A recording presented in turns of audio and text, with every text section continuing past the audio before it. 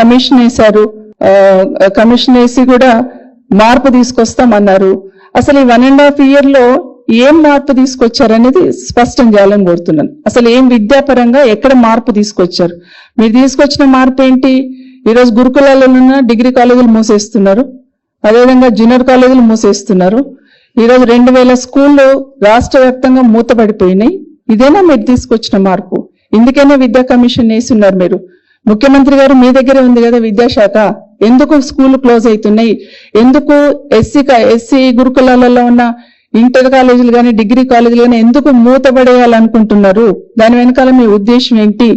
గురుకులాలను ఎందుకు నిర్వీర్యం చేయాలనుకుంటున్నారు? ఒక్కసారైనా గురుకులాల్లో చదువుతున్న బిడ్డలు పేద బిడ్డలే కదా అని ఒక్కసారైనా రివ్యూ చేసే ప్రయత్నం చేశారా? దాని వెనకాల ఏం జరుగుతుంది, ఎందుకు ఇబ్బంది అవుతుంది అని ఆలోచించారా?